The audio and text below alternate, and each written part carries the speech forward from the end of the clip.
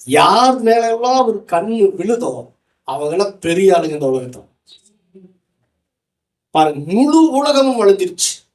ஆனா கர்த்தர் நோவாவை பார்த்து சொல்றாரு, நோவா கேட்கிறாரு, எல்லாத்தையுமே அழிச்சிட்டீங்களா ஆண்டவரே, என்னை மட்டும் ஏன் விட்டுட்டீங்க, என் குடும்பத்தை மட்டும் ஏன் விட்டு வச்சீங்க அப்படின்னா கர்த்தர் சொல்லுவாரு, என் கண்ணு உன் மேல விழுந்துருச்சுடா, உன்னை எப்படி நான் அழிப்பேன். அல்லேலூயா. கர்த்தருடைய கண்களில் நோவாவுக்கு கிருபை கிடைத்தது. முழு உலகம் பல அழிவு நோக்கி இருக்குது. ஆனா உங்களை அழியாம பாதுகாக்கணுங்கிறதுக்காக தான் கர்த்தர் 2 மணி நேரம் உங்க மேல கண்ணை வச்சிருக்கிறார். நைட்டும் போகணும் சொல்லுங்க, அவருடைய கண் பார்வையிலேயே நீங்க இருக்கிறீங்க. அவர் கண்ணை சிமிட்டுறதே இல்லையா. கர்த்தர் உன் மேல உன்னை காக்கிறவரா இருக்கிறார். இஸ்ரவேலை காக்கிறவர் உறங்குகிறதும் இல்லை, தூங்குகிறதும் இல்லை.